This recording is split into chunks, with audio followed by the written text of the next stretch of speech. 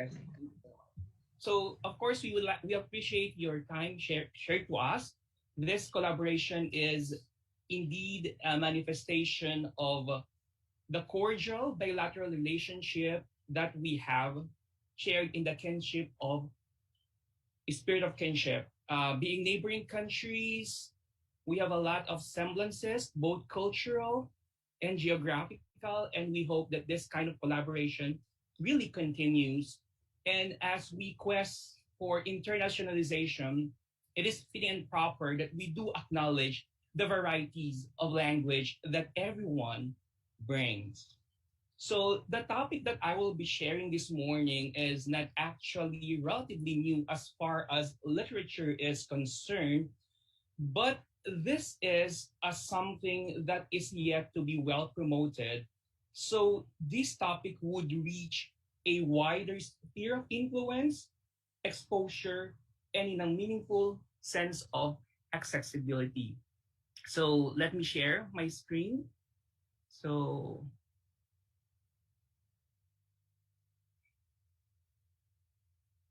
can you? Okay, wait. I'll be sharing my screen, but I can.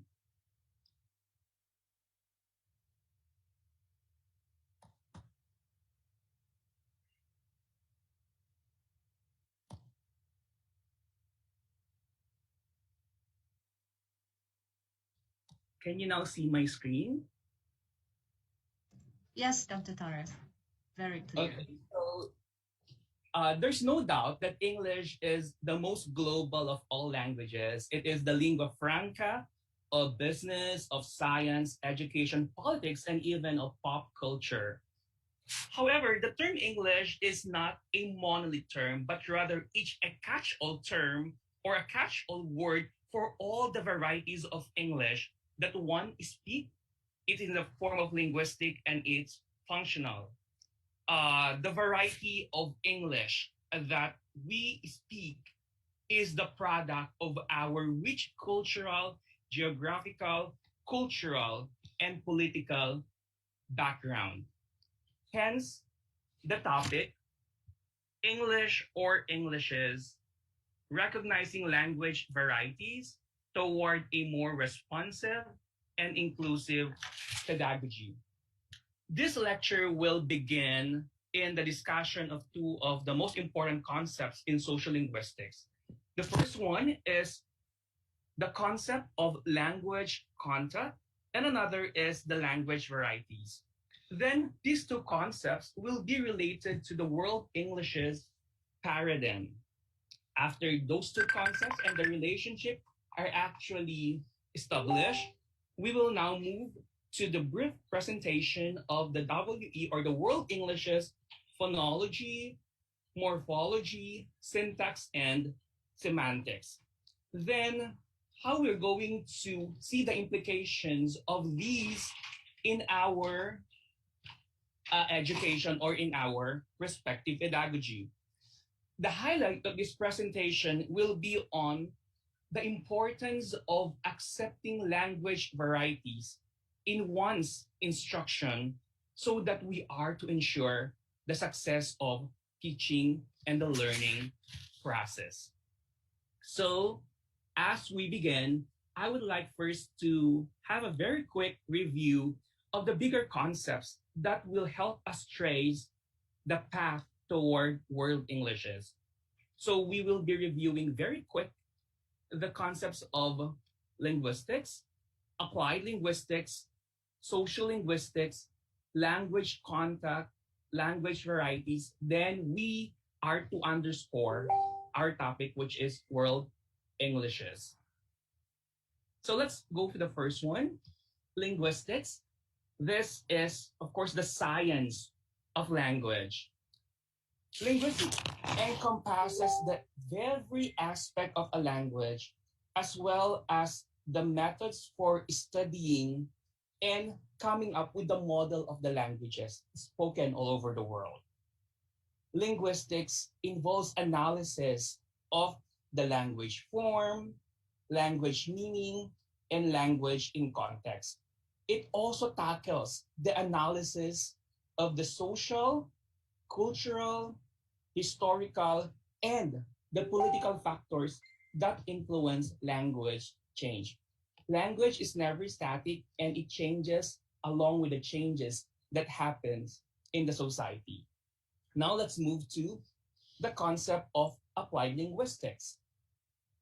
Applied linguistics is an interdisciplinary field which identifies, investigates, and offers solutions to language related problems. There are a lot of disciplines that are related to applied linguistics. This could be education, psychology, communication research, anthropology, and sociology. Whenever there is a language, there's always applied linguistics. And last is sociolinguistics. Sociolinguistics is the aspect of language that is applied toward the connection between language and society and the way we use it in different situations. Since we are the users of a particular language, the way we use it would differ. It depends on the context where we are. It depends on the people we're dealing with. It depends on the level of formality that is expected for us at that particular moment. Social linguistics is the descriptive study on the effect of any and all aspects of society. That's why we also discuss how culture, how gender, how socioeconomic status would affect one's language. Now, let's go to the difference between language and dialect. So, is there really a difference between these two? For instance, in Indonesia, they say that they have 700 languages. So, how about dialect? So, when we talk about language, this is really different from what we call a dialect because language is the method of human communication, either in a spoken or written way. It consists of using words in a structured and conventional way. Dialect, on the other hand, is a variety of a language. This is distinguished by grammar, by pronunciation, or vocabulary is spoken by a specific area or the people in that particular area. For instance, in the Philippines, Tagalog is a language, but the Tagalog is spoken by the ones from Nueva Ecija would be different from the Tagalog is spoken by the one from Bulacan, by the one from Batangas, or the one from Bataan.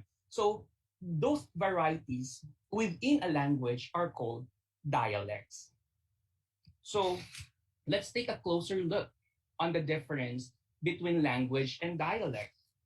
So we say here that language is a method of human communication, either spoken or written. It is actually used in a structured and conventional way. While dialect, this is specific to a particular social or ethnic groups, but it's still coming from that kind of language. That is just like a strand or a brand or a kind of language. Then this can be categorized into two main parts. We have the spoken language and the written language. Meanwhile, dialect is into two main parts, the standard dialects and the non-standard dialects, or the one that has not yet been widely used, or there are only limited people who have been using this kind of variety in that language. And another distinction between language and dialect is that we say that languages of the same language family are not mutually intelligible. Meaning, for instance, our language, Bahasa Indonesia and Tagalog, is part of the Austronesian language family. But there are aspects in which we do not understand. That's part of the language. But when we say dialect, dialects of the same language are often mutually intelligible. Say, for example, the Tagalog from the Tagalog and its varieties could be still understood by those who are speaking Tagalog, the language. So to illustrate this, here is our the for the language family. We have here the Austronesian language family, where Tagalog and the Malay are actually from the Malayo-Polynesian, specifically the Western Malayo-Polynesian. We belong to the same language family. However, we do not necessarily understand each other. But in the dialect, coming from a same language family, it is mutually intelligible. So that is what we say when we are talking about intelligibility of the dialect compared to intelligibility of a language coming from the same language family. So now let's proceed to language contact. So language contact happens when two or more languages are spoken in the same or adjoining regions, and when there is a high degree of communication between the people speaking them. Since we are the ones carrying the language wherever we go, there's a tendency that when we bring the kind of language we speak to a certain area in which there's another language being spoken, the tendency is there's kind of mixed up. So that is when language contact happens. So we kind of use the kind of language that we have and use it in a place where there is another language being spoken. So what could be the result of language contact? It could result in language loss or language death. This happens when the kind of language you bring into a certain place carries more prestige than the ones happen to uh, see at that or to hear at that particular area. Or it could also result in bi or multilingualism, in which you teach them their language and you learn the language. And the last is language change. Here, we say that since due to language contact, that's the time in which the languages adapt to each other.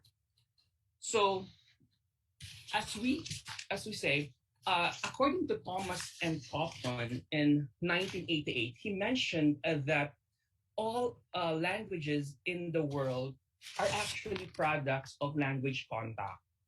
Such phenomenon is indeed inevitable, and it's quite normal given that languages, as I said earlier, are dependent to the speakers, to the people, and the social creatures involved in the dynamic relationship. So since we bring in that kind of language, language contact is always a part of our communication. Hence, language change is visible due to language contact. And let us now take a look at the different varieties of language, starting off with the more permanent one to the more transient one. So let's go to idiolect. This is one of the factors that contribute to the variety of language. For instance, idiolect. When we talk about idiolect, every person has a unique way of expressing himself or herself. We get to hear a person talking the same way, playing with the words the same way, uh, coming up with phrases when they write on the same manner.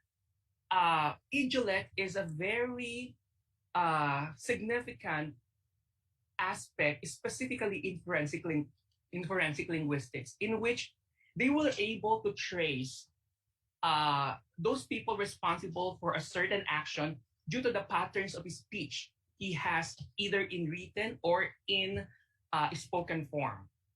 So there's this particular series in Netflix, the Manhunt Unabomber, in which forensic linguistics plays a very crucial role in tracking down who was the bomber that is based on his written discourse. So we also notice that among ourselves that whenever we speak, we frame the words or we draft the words, we play with the words the same way. And Next is the dialect. As part of the varieties of language, dialect is distinguished by grammar, by pronunciation, or vocabulary spoken in a specific area or by that of a certain group. This is specifically in the, as what Lawov said, that we have our different pronunciation, we have our different accent. And this is really true because the kind of the pronunciation we have, the kind of diction and accent we have are actually products of our background and product of our mother tongue as well. Then we have a more permanent transient one. We have register. When we talk of register in the sociolinguistics aspect, this actually refers to the use of language for a particular purpose. It could be static, it could be formal, it could be consultative, it could be casual or intimate. It depends on the particular situation where we at and the kind of language we bring it depending on the need at that particular moment. Then we also have something related to it is the styles, which is our mode of saying or expressing the same message. This happens especially when we have a very important message that we have to really deliver, and styles of delivering this message would differ from one person to another. How do we send in the message would actually be different from one person to another. And the last part of the variety is on the modes. It could be verbal or written. So because of this language content, language varieties, many nowadays own English. Many users of English take ownership of the language. And the tendency is that if you take ownership of the language, you have that particular feeling that you are free to do some modifications out of the language because you already own it. You already embrace it, and what could be the result of that would be you have that particular leeway for you to do some modifications based on first based on what you are aware of, based on what you're familiar of, or based on your history or background. English is a genuinely a global language, and because English is a global language, many people tend to use it, and they come up with the processes of what we call appropriation, as I said earlier, taking something as one's own, ownership, and abrogation, which is they tend to come up with some deviations in the use of the language. Sometimes they could not look for a perfect word to explain a certain phenomenon. Then the thing is they create their own. So this actually the process of appropriation and abrogation in the formerly colonized societies of Great Britain and the United States resulted in the discerning of the imperial norms of the English language. And this process gave birth to the indigenized varieties of English. And these have become the proud bearers of what we call world Englishes. This WE paradigm or the world Englishes paradigm was first articulated by a linguist, Braj Kachu, in 1984. So what did he notice was that he wrote a journal article in 1984 entitled The Indianness in Indian English, meaning he found that as they use English, as Indians use English, there are those unique terms, there are those phrases, there are those language structures that are only found among Indian speakers of English or Indian writers of English. That particular article lays down the theoretical groundwork for the idea of world Englishes.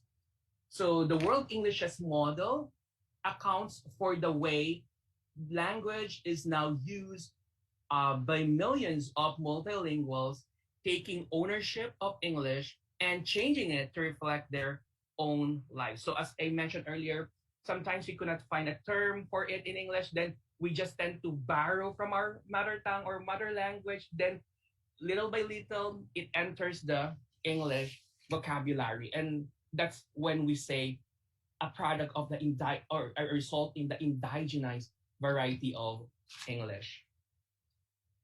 So the difference between the two, when we say world English and world Englishes, are they different?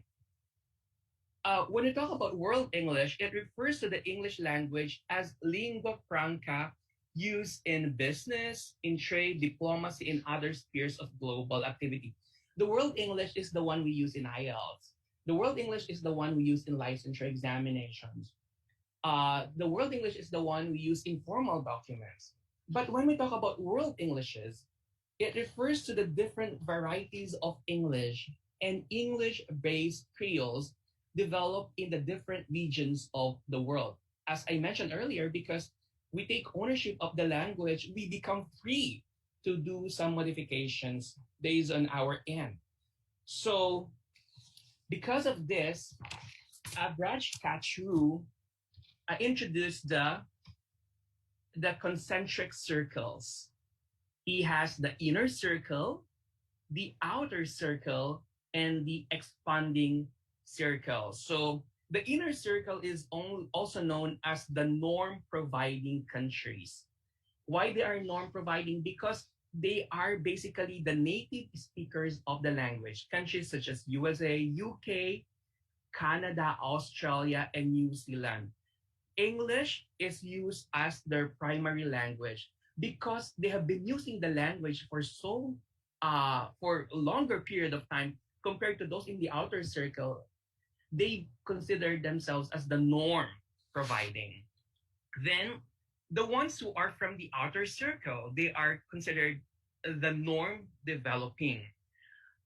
These are the countries where English usage has some colonial history. So, as you can see, most of the countries, Philippines is included in the outer circle, these countries have been once a colony of those in the inner circle. Being colonized by those in the inner circle for some period of time, they had direct exposure to the native speakers way back then, and that enables them to master the language and eventually come up with their norms in speaking the language and develop how the language is being spoken on their end. That's why that gave birth to Philippine English, Singlish, Pakistan English, and Indian English, among others. Then the last in the circle is the expanding circle. Countries such as Indonesia, China, Egypt, Korea, and the like are actually part of the expanding circle. So expanding circle are norm dependent. These include countries where English is spoken, but it does not necessarily have a colonial history. Okay? So in these countries, English is regularly spoken for international and for business. According to Catchru, it's important to view these concentric circles or the countries within these concentric circles in their own historical, political, as well as sociolinguistics and literary context. So Catchru also argues that English language belongs not only to the native speakers, but also to the various non-native speakers with their own brand, with their own variety of English. So world Englishes, we will have a rundown of world Englishes in terms of phonology, morphology, syntax, and semantics. That's why we say sometimes we speak the same English, but when we talk to the Native American and the native speakers, there tend to be instances in which we do not understand them in the same way that they do not understand us, because again, that is the result of those varieties. So let's talk about world Englishes in terms of these four aspects: phonology, morphology, syntax, and semantics. So as you can see here, we're just talking about the inner circle. There differs the way they pronounce a certain word. Okay, so sometimes in the Philippines we get to ask, what is the correct pronunciation for this? What is how do you really enunciate this? And even the language experts would give you different ways of pronouncing it because it depends on what kind of English do they follow. As you can see clearly here in our screen, there are differences. Say, for example, the word fleece could be fleece or fleece, or the word kit could be kit. Uh, it could be short, or in the South Africa, cat. Okay, so but you refer to the same word kit. And for example, dress in the UK English is dress, Australia dress, but in Jamaican English is dress. Okay, so you see the differences. And Philippine English, our parent English is American English. So most of the time, we go to the general American way. But in instances in which we hear some deviations, then sometimes it becomes a matter of concern. But what we're telling now is that we have different ways, really, of saying it. It depends on which framework or which English are you following. Another one is on spelling. Say, for example, for US, Canada, UK, and Australia, you will see the word color for with an OR. For Canada, you have OUR. The same is for the center. Okay. For the United States, you have CENTER. For the Canada, UK, and Australia variety, they have the RE. The same is true with the globalization, the word realize with an S and with a Z. Another one is the defense with an S or the C, traveling with a double L. So all these are products of varieties. Sometimes it creates confusion among learners of English. Another one is when they say program, program with an M on the end and program with an MT on the end. So they are just actually the same. It just, these are the UK variety and the other one is the US variety. Next is, another one is, this is a quick reference chart on the difference when it comes to spelling. You have here the ENSE and the ENCE for defense, license, and practice. The ER versus RE. We also have the OR versus OUR. Even the double L, the spelling also varies. It depends on the kind of English we are referring to.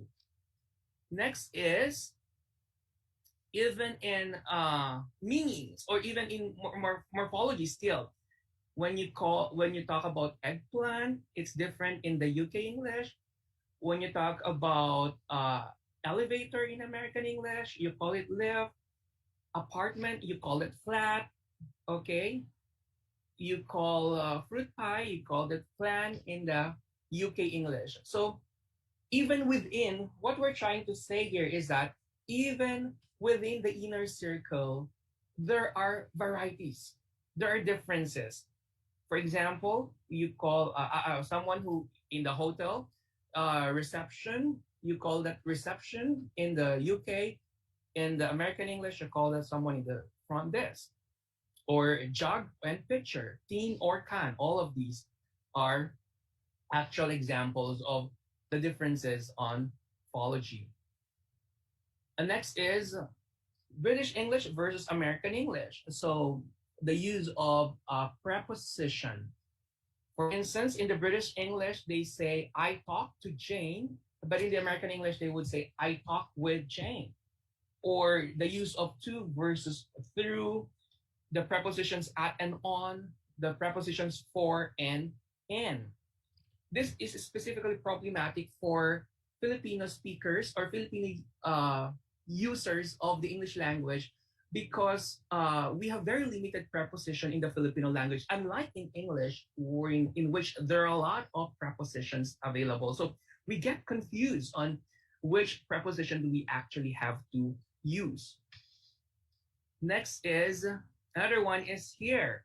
You will see that in UK, class, which is a collective noun, is considered as plural, but most of the time in the Australia and in the USA English, they considered it as singular. Even in the conjugations of the verbs, you would see that there are also differences on the different varieties of English. So I learned it in the American English. I learned it for the UK and in the Australian English. In the USA, you say I'd forgotten. I forgot for the Australian and the UK English. Now, do we just really come up with those listing? Do we just say that, oh, these should be included in the World English as paradigm? Whenever you come up with a new word and it's not part of the dictionary, especially of the American English dictionaries, then you get to say, should I include this in the World English as paradigm? Should this be really part of the varieties of English? There are what we call bases on listing or determining which should be included in the particular varieties or in their in the list. So such, as we say, such deviations or variations do not occur in terms of word choice only, because there are sociolinguistics contexts, such as the range of functional domains and who are the ones speaking this one. So that's why they differentiate mistake versus and deviation. So mistake is when we say the usages point to any deficiency in acquiring the language, while deviation are those that are usages of English which are different from inner circle usages. So inside the classroom, when we tend to hear our students speaking the kind of English he has with him and he carries inside the classroom, these are basically part of the way they speak and what we say that they frequently use it inside the classroom, then we should be very careful in labeling this as either a mistake or a deviation. De Souza, in Bautista 1999, provided us criteria on how to standardize the new varieties of English.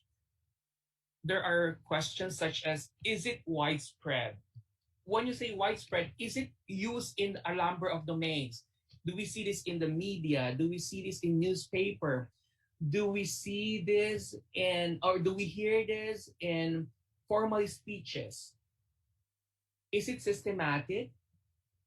Is the way that they actually arrive at this kind of variety of English, is there a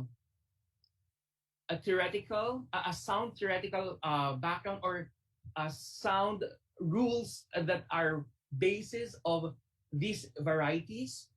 Another one, is it rule governed? Say, for example, sometimes we overgeneralize the use of plural forms, that we apply it even that's not the way how we pluralize the noun. So is it based on those particular rules? Or another criteria is that we consider a new variety of English when it is used by competent speakers in formal situations. Whenever you get to hear those people in the academy using this variety or this kind of deviation, then much so that this could, in a way, be part of the new varieties of English if this is frequently used by competent speakers in informal situations. Say, for example, in meeting, in speeches, in addresses, and the like. So likewise, Platt and Weber, as well as Hall, provided a criteria that validates a variety of English as a new English. Still, this is in Bautista 1999. According to them, it is considered a new variety of English if it has developed through the educational system. Again, if it is used by the people in the academe, frequently used by the people in the academe, then it could be considered. And it is used for a range of functions or a bigger sphere or domain. It has developed in an area where a native variety of English was not the language spoken by most of the population. For example, it's only in this particular place where, especially, there are no native speakers in that area, and they keep on nurturing, cultivating that particular variety. Then that's the time where when we consider it as a new variety of English, and it has become nativized or localized. Now, we'll talk about very quickly on Philippine English as part of the one that is within the outer circle. Remember Cachu's concentric circle? We have the inner circle, the outer circle, and the expanding circle. Now we'll try to look at the Philippine English, which is a really flourishing variety of English. According to Brother Andrew Gonzalez in 1997, Filipinos learned English from Filipinos, and seeds of what we call Philippine English began because history tells us that our first teachers in the Philippines were the Thomasites, but after the Thomasites, after the times of the Thomasites, the teachers became the native Filipinos, and that's where we learn the kind of English we have today. So Philippine English is not the same as the Carabao English that we say. Philippine English is the one is spoken by the people in the academy, by the educated people, and the one who really have knowledge on the language. So it's really different from the Carabao English that we say. So according to Liamzon, Gonzalez, Bautista, Philippine English is a unique brand of English used by the vast majority of educated Filipinos and apparent in various forms of mass media, print or non-print, literary or non-literary. This is something that we really see or something that is widespread in all those domains. So it's not only something that is used by a certain group, a certain person, but it has reached a wider audience. According to Borlongan in 2011, Philippine English does follow American English, undeniably a child of its parent. But like a typical child of any parent, it has a life of its own too. One sees traits inherited from the parent, but likewise, it manifests traits resulting from developmental and contextual dynamics. So this goes to say that even in the Philippines, the kind of English that we speak is most likely the American English, but still, like a child, it develops its own traits. It has its own characteristics, maybe a way or similar to the parents, which is American English. So even according to the Oxford English Dictionary editor, Dr. Danica Salazar, she claims that Philippine English is a legitimate variety. And there are a lot of Filipino words that now have entered the Oxford English Dictionary. So here are some of the studies in Philippine English.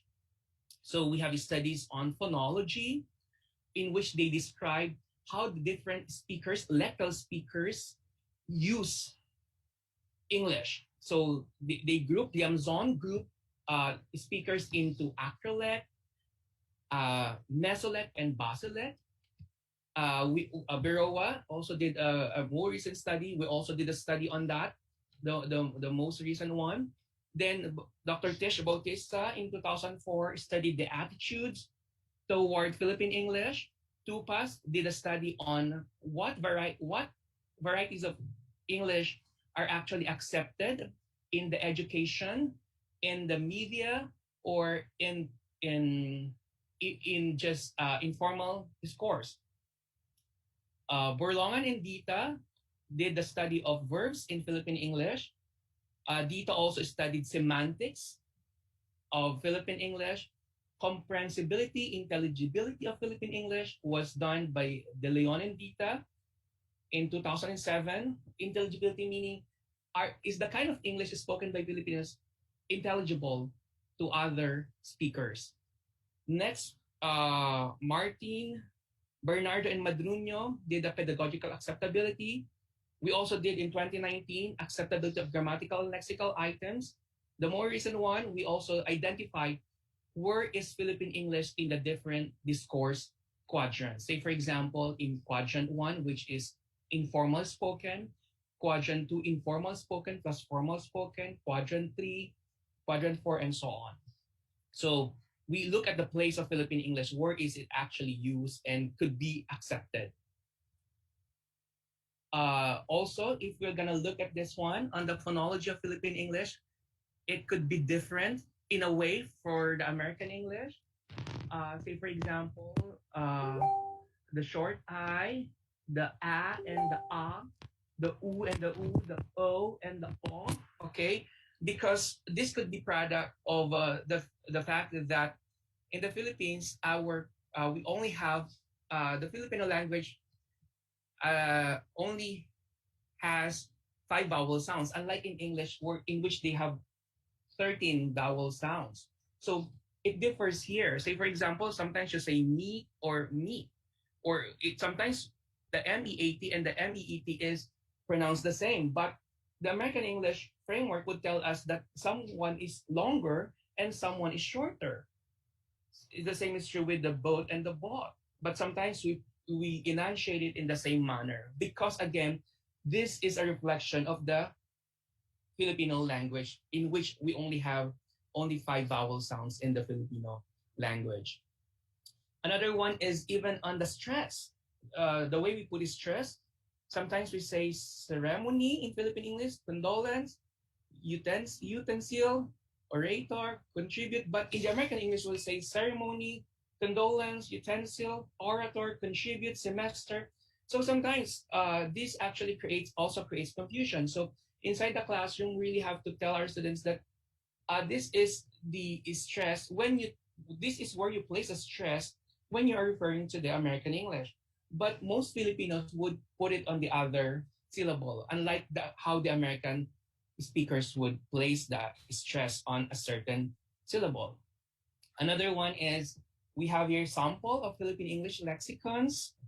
We have here chancing, eat all you can, which is actually in the American English, this is all you can eat. Live in, bed space or bed spacer, double deck, comfort room, vulcanizing shop, videoke. These are those that have already entered the Oxford English Dictionary and have been acknowledged as a new variety of English, specifically Philippine English. Another one is traffic. Traffic, for instance, is if you look at the definition in English, in the American English, it's actually noun. But in the Philippines, we use it as an adjective to describe a certain situation, like a traffic jam. But basically, traffic is a noun, but it has that particular lexical shift in which it has been used in another way or in another lexical category to describe a specific situation. We also have dirty ice cream, barkada, and the like. So these are sample of the Philippine English lexicon. Now we also have English words with alternative meanings in the Philippines. Say, for example, when we talk about napkin, napkin is actually a small piece of cloth that we use when we dine in. But when we usually dine in and we use to clean our lips or after we have our meals.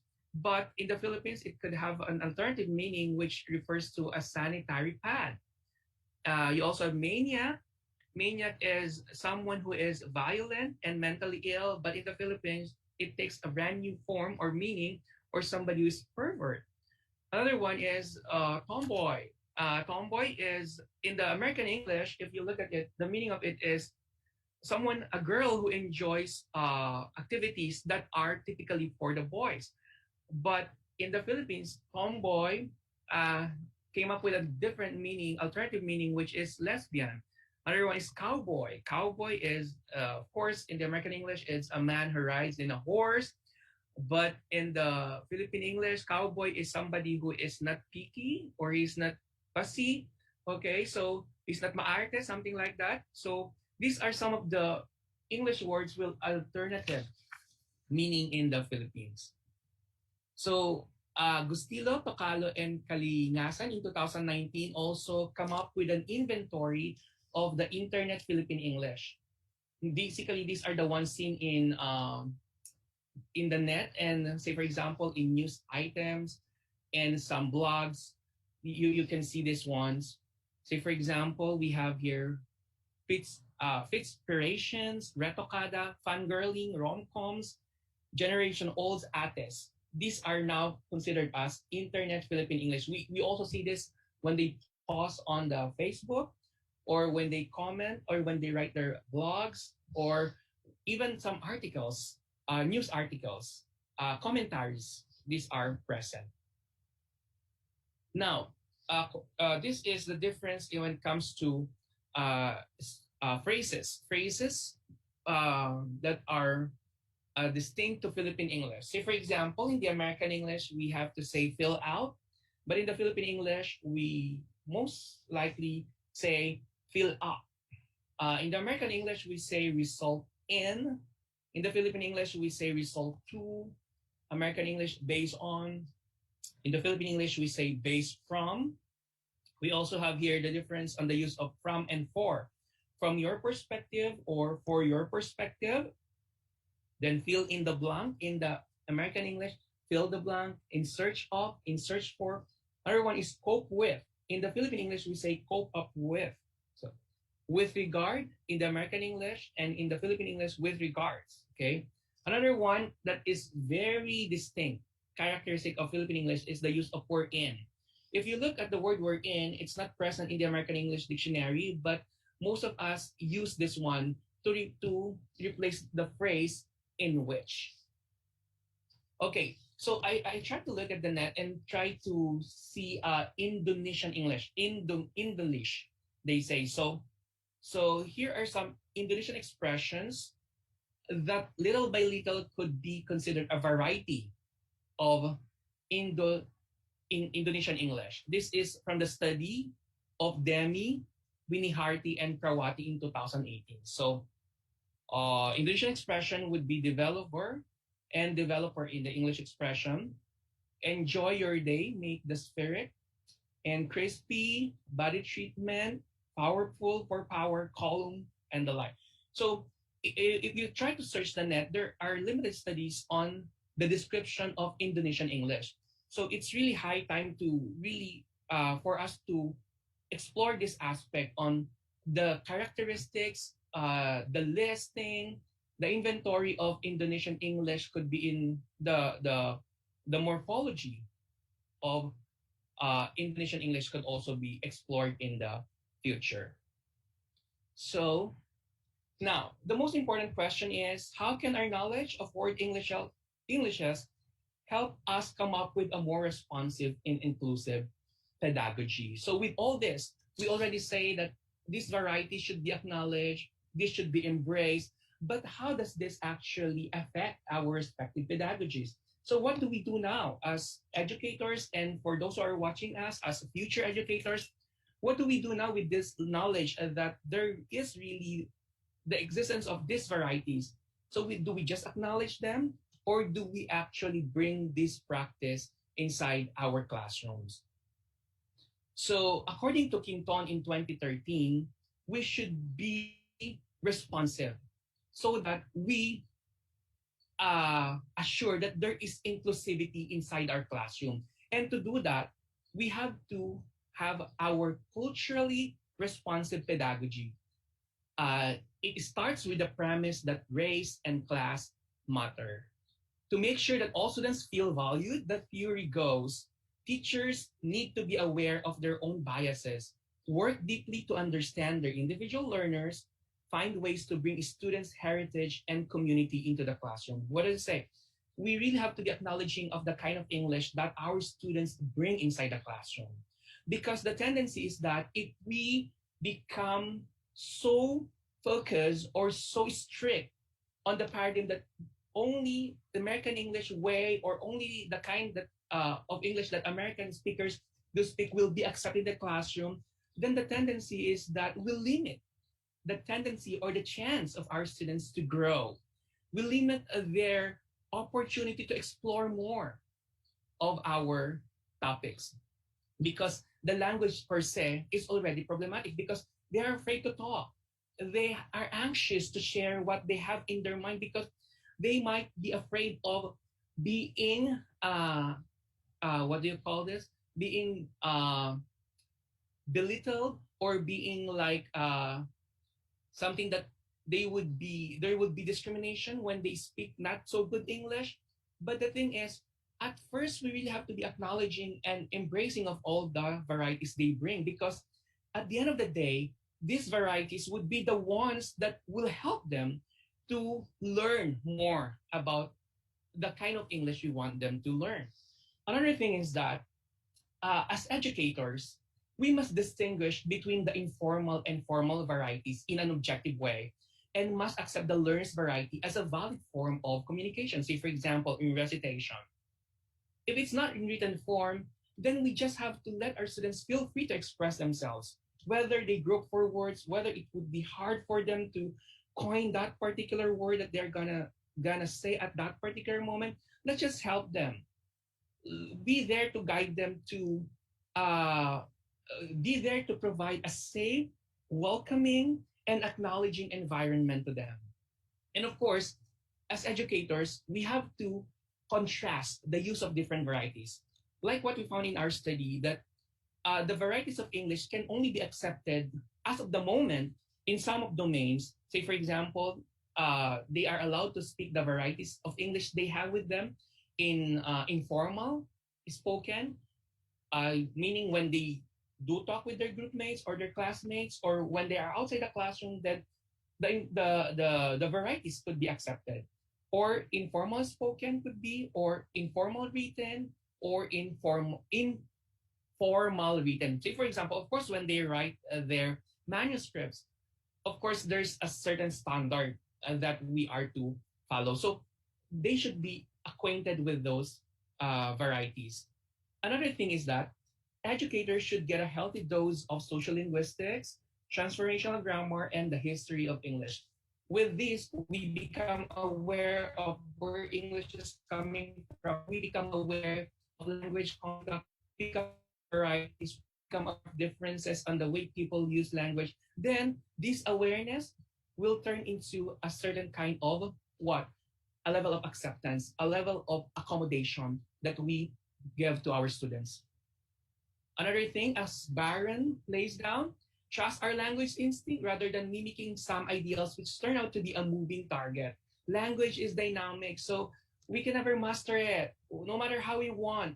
But rather, we have to abandon the 18th century prescriptions behind. That's why even in English language teaching paradigm, we no longer say prescriptive grammar rather than descriptive grammar. Another thing is aim for language that is simply good enough to do the job of expressing whatever it is we need to say. And another thing is that when we study language, we should study what it is and not what someone thinks it should be. Dr. Torres, sorry to interrupt. I'd like to Yes, inform about the time. Can yes, I finish in 2 minutes, please? yes. Okay, I'll Thank try to wrap you. up. Okay, grammatical system of a language should be described on the basis of what people actually say, not what the idealized norm dictates. So it's high time for us to really describe what is going on with our language, especially in the Indonesian context. It's important that we have to come up with a description, with a documentation of the kind of English is spoken in Indonesia. Because in the Philippines, there are a lot of studies that have been done so far, but we still need more studies. In the Indonesian context, we still need to come up with those descriptions and documentation. Another thing, as what Demi, Winnie Harty, and Prawati mentioned in 2018, non-standard English expression should become the start in planning to educate society. So with us acknowledging English or Englishes, definitely it's Englishes. We have to recognize that there's a presence of these varieties and appreciate the kind of English that our students bring. Acknowledge in most domains so that we can help our students to become more productive, more expressive and become better achievers inside our classroom. And of course, we have to respect because the kind of English they bring inside the classroom, the kind of language they carry on inside the classroom are actually products of their culture. If we don't respect that, then we do not say respect their culture. So it's now time to say sorry for my bad English. We don't have to say that because the kind of English you speak again is a reflection of your rich political, geographical, and cultural heritage. Thank you very much. Thank you very much, Dr. Torres. I see a few questions from the audience. Just a moment, I'll read the first one. Could accent, from Richard G. Babas, could accent be a base to differentiate two dialects? Would you like to answer it right away, Dr. Torres? Say, for example, differences in accent, but you're talking about the same language is a part of dialect. Yes. Say, for example, you talk about English. Say, for example, one would say civilization, the other one would say civilization. So it could be the way we speak it, the way we pronounce it could already be a variety or a dialect of it. Okay. All right. That is answered already. Now, I can see there is a... Oh, Paksiri Tongsen is asking for your opinion, your point of view. I think this can relate to Schneider's dynamic model. Philippine English seems to have reached phase 3, nativization, but I'm not sure if it is moving towards phase 4, endonormative stabilization. I would appreciate your point of view on this issue. Yeah, actually, thank you very much for that question. There's an article of Berlongan that would say that Philippine English is already moving to the endonormative model. But still, we need more people who would actually attest to this and a bigger use of this language. And this particular Philippine English should be still seen in the formal written context. Say, for example, there are those Philippine English varieties that have entered the formal written context, such as theses and manuscripts. Other formal academic records could also attest that there are also Philippine English that have entered those. But again, we still need more of those words or those varieties of those kinds to really say that it has already entered the endonormative phase. Thank you, sir, for that question. Okay, thank you very much. I hope I answered the question. Mm-hmm. Yeah, it's good that you pointed out the Schneider's model. Okay. Thank you very much for those participants who asked questions already. Thank you very much, Dr. Torres, especially on the practical tips that you put on the last part on the slide of what we have to do as teachers to embrace the different varieties that students may have with themselves in class.